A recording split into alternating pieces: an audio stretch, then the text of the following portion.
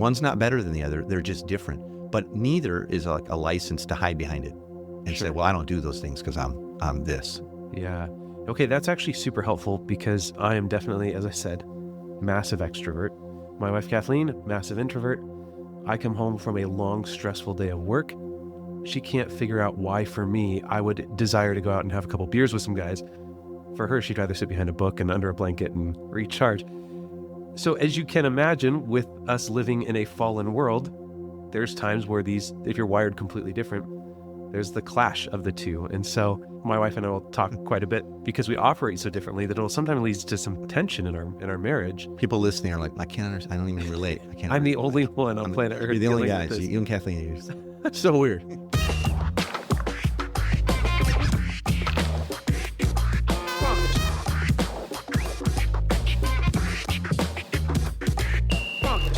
Welcome to the Everyday Disciple podcast, where you'll learn how to live with greater intentionality and an integrated faith that naturally fits into every area of life. In other words, discipleship as a lifestyle. This is the stuff your parents, pastors, and seminary professors probably forgot to tell you. And now, here's your host, Caesar Kalinowski. Hello.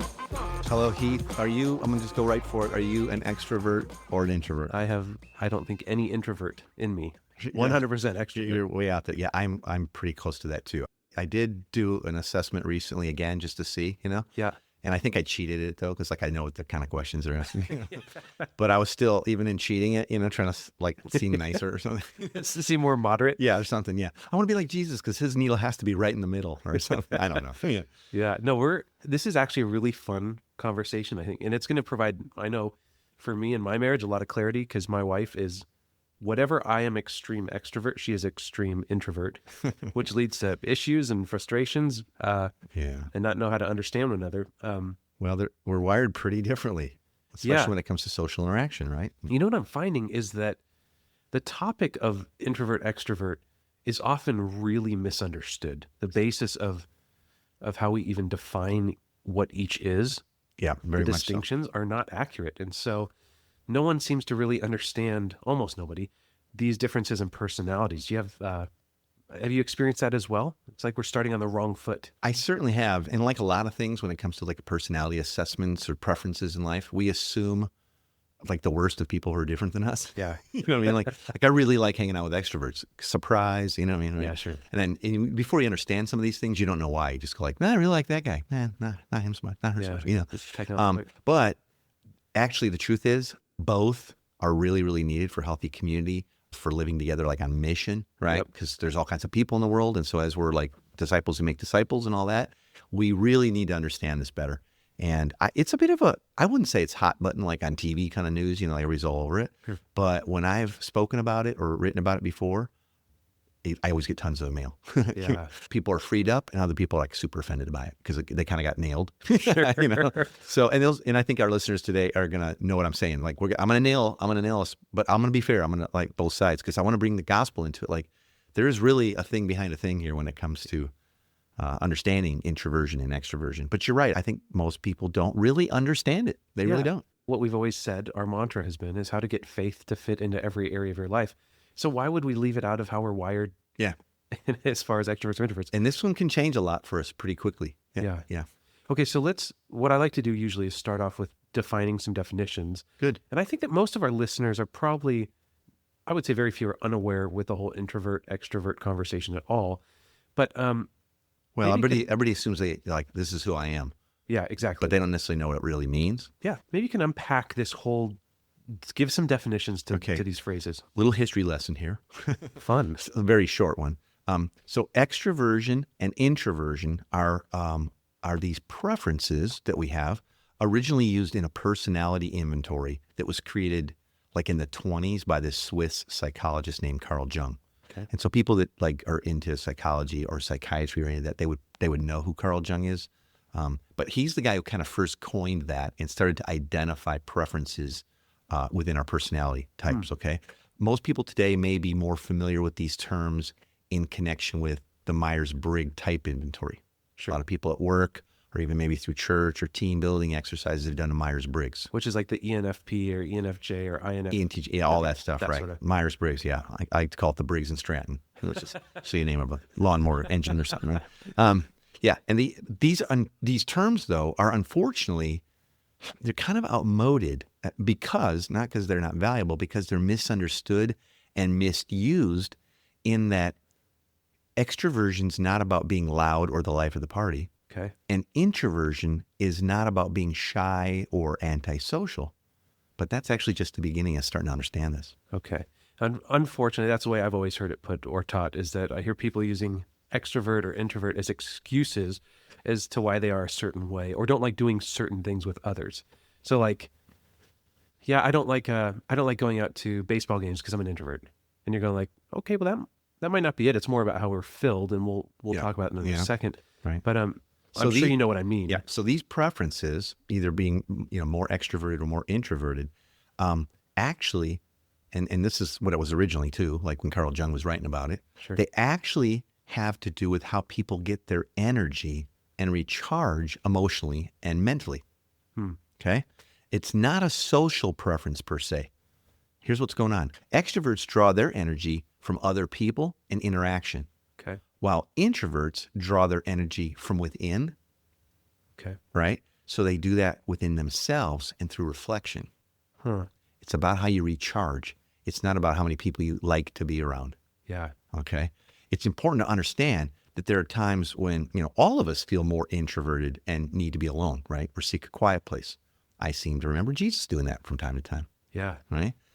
There are also times when even the most introverted person will go to a party and they'll function socially and they'll have a good time.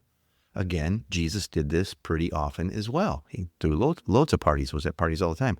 We all actually possess elements of both introversion and extroversion. Yeah. It's just that we're going to kind of have a primary or dominant preference. And it has really, though, more to do with how we recharge, how we refuel. So it's like a car, right? You go to parties all the time. The introvert, to fill up the gas tank, is going, I'm on fumes. I need to spend some time alone and reflect. And that fills up the gas tank so that when parties arise and stuff like that, they have the energy capital to go into those things. Yep. And, okay. That's right. And so I like to say it this way sometimes. It's like after a busy day at work, introverts have to interact all day. Yep. And so they need to they need to, be alone for a bit. They need to recharge, some time to reflect, get some quiet, right? Yeah. Whereas like an extrovert gets done with work and goes like, man, I cannot wait to hit, the cafe or the pub, Yeah, sure. I'm gonna call my buddy, see who's around tonight. Let's go to hey, I got tickets to the game. Let's go to the game. That's how they actually recharge is by additional interaction. One's not better than the other. They're just different, but neither is like a license to hide behind it and say, well, I don't do those things because I'm this. Yeah. Okay. That's actually super helpful because I am definitely, as I said, massive extrovert. My wife, Kathleen, massive introvert. I come home from a long, stressful day of work. She can't figure out why for me, I would desire to go out and have a couple beers with some guys. For her, she'd rather sit behind a book and under a blanket and recharge. So as you can imagine, with us living in a fallen world, there's times where if you're wired completely different, there's the clash of the two. And so my wife and I will talk quite a bit because we operate so differently that it'll sometimes lead to some tension in our marriage. People listening are like, I can't understand. I don't even relate. I'm the only one on planet Earth. You're the only guys. You and Kathleen. It's so weird. How would I best go about, as a servant of Jesus, trying to serve my wife and to seek to understand her, as a lifelong learner, which we talked about in episode 109. If I want to be a lifelong learner and how to really learn and understand from my wife, which is a great episode to listen to if you haven't heard that one yet. What encouragement would you give to people who have a hard time understanding people that are not wired like them at all? Yeah. Well, you might not do your recharging together, for one, because remember that's the issue. It's not a preference of social interaction. It's a need to recharge, and you do it in different ways. Okay, that's helpful. So it's not against. So you don't need to feel that pressure to. Yeah, like I really need to go out and do this. Like, you want to come? No. Oh, well, what's wrong with my friends? Well, I'm nothing. You need to recharge. I need to recharge too, right? Yeah. That's what she's kind of getting do it at, separately, right? It's kind of that's it. So, that's what's going on. So, but let me take it a little further, okay? And I'm not going to throw Kathleen or anyone else under the bus here, but sometimes, okay, the claim of introversion can actually be a smokescreen for self-focus or an attempt to cover up fear of man issues. Okay, can you unpack that maybe a little bit? Okay, yeah. Both are actually an issue of unbelief in the full bigger gospel. Okay, both are issues of unbelief in the gospel. It's like there's this internal dialogue in the introvert's head that's saying, well, the best way I know to protect and control what others think of me is to avoid people. And I can do that by going, well, I'm an introvert. Yeah. But what I'm really trying to do is, I don't know if I'm out there amongst loads of people, if I can control what they all think of me. Control thing, yeah. So the best way is to avoid it. Okay. But the gospel is good news that God loves us deeply. So we can put ourselves out there with others, secure in the knowledge that, hey, you know who matters the most is God and his opinion, and we have his love and affection. Wow. So it changes it. So still have an issue of recharging? Yeah. But to not be amongst people because we fear their opinion, and so how I manage it is I hide behind my introversion. That's a gospel issue. So we all have the choice to be with people each day or not. Who and what will be the focus of our time, energy, and resources? That's another question. Where will the source of strength for my interactions come? From my own super limited supply or the Holy Spirit's endless supply? Yeah. So when an introvert's like, well, I haven't recharged to the degree I'd like to, so I really can't go out and be amongst people. You can't in your own strength, but you could in the power of the Holy Spirit, which is the power that raised Christ from the dead. I bet you can go out and have a good time. Yeah. And because what you're doing is then you're saying, Holy Spirit, help me shift my focus and my time and my energy to others. It's very different. Now, I still need to recharge alone, but I can do that and be with people. I can choose that under the strength of the Spirit. You can throw me under the bus. We've talked a little about maybe what's happening with introverts behind the introversion thing. Okay. Being an extrovert, what might that issue be for extroverts? Okay, yeah, it's actually kind of the same, believe it or not, just the other side of the coin. Okay. You know? Yeah. Okay. But yeah, here we go. So it's fair's fair, right? So here for us extroverts, I'm an extrovert, so I can speak to this, right? Yeah. There are times, and in my life, it used to be more often. We were talking about this a little bit earlier, you and I off mic. And it used to be a stronger pull on me than it is today. But there were times when I needed to be out with people, like in the middle of every conversation, sort of the witty, smart guy that knows a lot about a lot of things. Yeah. And you know my story. And Tina and I have owned lots of businesses and been all over the world doing ministry. So I mean, we're unlimited stories. So I always have a story. You know, it's like doesn't matter what story someone's got. I'm like, been there, done that. Probably a little better, you know, in my own mind, right? You know what I mean? Yeah. So, but I used to really more so need to be that guy. And you know, now I would claim, well, that's because I'm an extrovert. That's just how I roll. You know, I like people. Right? I like people, and you tell stories. But if I always have to be in the center of a group and getting attention, see, then the thing behind the thing there is that I may not be believing that I'm loved and affirmed by this creator of the universe, always loving, perfect Father God, who says, this is my son. Heath, you're my son. Caesar, you're my son. And you bring me great joy. And I gave you all my best affection and attention when I sent my son Jesus to be with you and rescue you and save you from, guess what, yourself. See, and see how the unbelief is both connected to something that's not true of God, but we put it, you know, we focus on ourselves, not God. And so now I need to hide behind my extroversion. Wow. Or it's like a multiple bent on the same issue. Yep. That really is crazy. Yeah. And it's interesting that it always comes back to this unbelief. You know, it is true that most of the sin behind the sin is unbelief in the gospel. So like, you know, super practical here. So if you're an introvert and you're like, no, I can't, I don't really, you know, I remember one time a person saying to me, we were talking about missional community life and meeting your neighbors, you know, and doing things. And I was telling some of the stories about our life and Tina and parties and, you know, barbecues and all that. And they're like, I could never do that. I'm like, why is that? I'm an introvert. I was like, okay. She goes, in fact, I've never had anybody over. And so I had to talk to her about the unbelief in what was true of God and his love for her and perfect acceptance that she already had. And that she could say, well, you know what? There's a thing going on in the neighborhood tonight. My community's involved in it. So instead of saying I can't because I'm an introvert, what I need to do instead is say, I should plan to get some restorative time after work. So I got a little something in the tank. Yeah. You know, recharged a bit. I'm going to go out and love on people in the power of the Spirit. Same with the extrovert. Like, our identity should not live in light of whether we're introverts or extroverts. It should be in what God has said is true of us. Boom. Yeah. Well stated. Yeah, well stated. Same for the extrovert. Hey, there's a thing in the neighborhood tonight.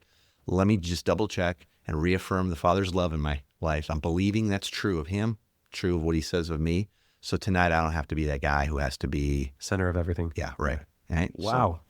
Moving this to more of a practical level, we talked in episode number 106 about how to find true community and meeting in your small group. And start moving it to more richer forms and deeper relational forms of mission. Yeah, absolutely. And one of the things that was really neat is we had a listener named Christian Bender who sent us a question after we had aired that episode, just asking if we'd be willing to explore the topic of how we're wired as an introvert or an extrovert, how that influences our ability to lead a missional community or even be part of one, and what each can contribute to the community. Because if we do believe that together we represent the fullness of made in the image of God, both introverts and extroverts made uniquely in the image of God, the fullness of the gospel shows that we have to come together and serve one another and figure this thing out together. So maybe you could talk to how we how it all plays together in an MC setting. It's a great question. I think it's really a question about how we lead and interact together in community with those who have different personalities than us or different strengths. I think that's what's in Christian's question there. So remember, whether we're introverted or extroverted, God has gifted us differently than others, and He knows who will be a good fit for you relationally. Now, if you're an introvert within your community or at a larger meal or party, you don't have to feel like you need to meet every single person. Yeah. And be cracking jokes all night and then drop the mic, right? That's not who you are as an introvert, probably, Sure. But let God lead you to those people of peace. In other words, those people kind of leaning into relationship and spirituality who will love you for who you are. So, I often say, like, in any given community, Team and I will have plenty of friends hanging around and new friends. Sure. We need loads of people who are a little slower paced, better listeners, who will go the long haul in community with people. Yeah. So I need those more introverted, sort of more reflective types in the community that might even spend time recharging with just one other person, instead of like, whoa, And if a community was all like, whoa, party, no one's ever getting cared for, listened to very well. We super, super need each other there. So extroverts are great for drawing a crowd, and introverts are more naturally drawn to fewer folks, but they generally go deeper into relationship. And we really need both. Yeah, I think one of the things too that you'd say is that it's really easy for us to pin people that aren't like us as either threats or enemies or like hindrances. Yeah, rather than going like, no, the way with my wife sometimes I go like, we're just wired so differently that it's easy for you to become my enemy because we don't see eye to eye on this, rather than going, let me seek to understand you, because when I seek to understand you, like there's a benefit of going, you're not my enemy. We need to constantly remember that, like, the way we're uniquely wired presents that fullness of the gospel. Yeah. I think too, once we tap into that a little bit too, it becomes much more apparent, and which humbles us a little bit and also makes God look really wise and gracious, because he's giving us exactly what we need in our communities. Yeah. And he's drawing people to different people in different ways. And that's where the fullness of who he is and his image being born in a community is going to come out through all kinds of characters. Think about how different the 12 apostles were that Jesus chose, the disciples he chose. Yeah. I mean, they could not have been more different. More different, yeah. I mean, like, wow.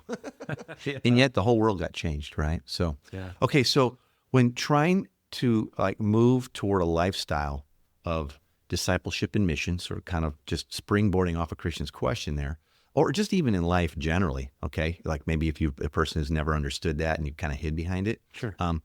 Here's some questions to ask yourself, or maybe ask the Spirit to illuminate. Okay, so when trying to move toward a lifestyle of discipleship and mission, if you're a more introverted person, and hold tight, I'm going to come to the extroverted person in a minute. But if you're trying to, just in community in general, and maybe you're wanting to move beyond, kind of hiding behind it. Yeah. Right. Or like maybe you have new understanding today. Sure. Here's some questions you can ask yourself, or maybe ask the Spirit to illuminate. First, how set in my ways am I? Like, do I love my routines more than I love people? Yeah. Okay. Second, could I be hiding my selfishness behind the term introvert? Okay. I'm not here to answer them for you. Third, do I plan for times of recharging alone after being with lots of people? How could I improve on this so as to better enjoy, social time? Yeah. There's just intentionality there. Absolutely. Do I believe God has made me both in his image, okay, like Jesus, and uniquely? And then it's really good. Because some people I've heard say, like, I wish I wasn't so introverted. Yeah. I wish I was an extrovert like you. Or flip it. Sure. I can't stand extroverts. You know, I don't like being one. Like, I want to be, it's Yeah. like, oh, you're made in the image of God, like Christ, and it's good. Yeah. Right? But it's understanding what's the truth behind it. Fifth, how does God want to use me with my introversion in the lives of others in the community? Ask that question. Ask yourself that. Because it's not going to be the same as somebody else. Sure. Right? Sixth, do I regularly seek the Spirit when trying to decide how often I'll be in community and involved with others? I've heard people say, like, well, I can't do the whole missional community thing because I'm an introvert. It's like, oh, please ask God what he has for your heart, because he definitely has community for you. You know what I mean? Yeah. And so we have to come from unbelief to belief, trust the Spirit, go in his strength. And then seventh, do I prefer and or understand the value of going deeper with those few people that God may be calling me to? Okay. So remember, you don't always have to lead the band, but you do have a part to play. Yep. Us loud extroverts really need you. Absolutely. Okay. What would be the questions if you were an extrovert that you would ask yourself, or even the Holy Spirit to illuminate for you? Okay. Same thing, right? We've talked about there's issues on both. And so here's a little heart check. First, what's my true motivation for wanting to be with people? Especially if it's a lot. Yeah. Is it to be a blessing and or get recharged? Or is it to be the center of attention, or maybe to be in charge? Conviction falling here. No joke. Second, could I be using my extroversion at times as an excuse to be sort of loud, opinionated, or seek to be in control of the situation? Because I'm kind of the loudest guy. Sure. And the loudest voice wins. Yep. Okay. Third question, do I believe that God has made me both in his image like Christ and uniquely, and that it's good? Yeah. And that I need others with different perspectives and gifts and giftings and personality types. Do I believe that? Not as he's made me good, he's made them good. Let's look for that. Yeah. How does that work? Fourth, do I regularly seek the Spirit when trying to decide if I should be out in a crowd and mixing it up? Or if it's a good time to speak up and maybe take charge or lead? Or is it a good time to use my abundant energy just to serve others and like see their gifts shine? Yeah. Right? Make space for them, right? Because you can use that gift and energy for that. And then fifth, do I understand that while I can easily draw a crowd or make friends more easily, perhaps as an extrovert, I need others who can come alongside me and be gentle with them and listen and kind of walk with them over the long haul. Yeah, Do I exactly. understand that? You know, Okay. So we really do need each other, brother. And I believe that God, he knits our marriages together, our families, our communities, and churches with exactly the right types of people and personalities that he knows will most glorify himself and bless the most people. Yep. And if we can see each other as image bearers, that's going to be super valuable, knowing that he has made us wonderfully. Yeah. And it's not an accident who we're married to and who we're in community with. There's growth there and there's beauty there. You know, one of the practices that I've tried to employ lately, like you said, is as Christians, we tend to do a terrible job of really walking as listeners of the Spirit in every avenue. So for me, I'm a lot like what you mentioned, and I go to parties. I like to be the loud voice. I feel sometimes that knowing my wife's not going to be the most loud and vocal, that I have to make up the conversation. So it's been super helpful to even as I'm showing up to a house and I'm at a party, just going, Spirit, would you lead me tonight throughout the evening? Like, would you speak to me? Would you tell me when I need to cool it, when I need to... So these are not just questions that we can ask as we're sitting at home, but if we're led by the Spirit, in real go out time and party in real time and let the Spirit speak to you and try to discern and listen. And Yeah, great. yeah. So as we're finishing up, we always do the takeaway, the big three, which is the 3 things that people can take away from this episode. Get started on right away. Yeah, it's awesome. And you can get it for free by going to everydaydisciple.com/big3. Caesar, what are the top 3 takeaways you have for us this week? Okay, boom. Here's the big 3. First, are you an introvert or an extrovert? Are you sure you know? Self-awareness is a really good place to start. So here's what I want to do. If everybody will download these big 3, I'm going to include a link to a free personality assessment. Oh, cool. Connected to Myers-Briggs. It only takes actually like a few minutes. It's not crazy long. It's like 2 minutes or 3 minutes to go through. And you'll get instant results. You don't have to pay anything or like wait for it to come. And you'll see where you fall on the extroversion to introversion scale. Cool. Because no one's like 100% one thing and 0 the other or whatever. Sure. And that's going to help you start to bear with others when you go like, oh, I'm a whole lot more like that person than I thought, right? So start by figuring that out. And even if you think, it's free, so download the Big 3, get the link, go for that, okay? Second, plan your social schedule to allow you to recharge emotionally in ways that best suit you and your personality. Don't hide behind your introversion or extroversion as excuses to not be with people or always be at the center. And a little advanced preparation for our heart and for recharging will open you up to new horizons and really some new relational depth. Yeah, absolutely. Okay, and then third, seek to actually build teams and build community with those who are different than yourself. Like, because we do need each other. It's not like, well, I'll put up with you. I guess I'll figure out a way to put you to use wherever. It's like, no, be wiser than that and say, God's good. He only does what is good. He's made us unique and different. So seek to build teams with people different than yourself. Remember, we need both introverts and extroverts in community. So learn to be gracious and patient as you grow more accustomed to and appreciative of those differences. Yeah. Well, I will take those 3 takeaways, and I'm also going to go home right now and apologize to my wife for being such a jerk. Hey, and let me just say again, if people want to, interact with us around this, go to Facebook, search up Everyday Disciple Podcast. We have a group there. Yep. And just, ask to join. We'll prove you and ask your questions there. Jump in on community, talk to other people, bring something to the buffet. It'd be great. Okay, well, that's it for today. I really love being with you, and I hope this has been helpful. Please share this with someone else that you love and care about. Share this with the people in your community, because remember, we're looking to have relational peace with others. That's what Jesus wants for us, and freedom. I hope you'll join us again next week. We'll continue to talk about this lifestyle of discipleship and mission and how the gospel is really good news for all of life, now, today. I know you'll join us for that. I'll look forward to it. I hope you will too. Talk to you soon. Thanks for joining us today. For more information on this show and to get loads of free discipleship resources, visit everydaydisciple.com. And remember, you really can live with the spiritual freedom and relational peace that Jesus promised every day.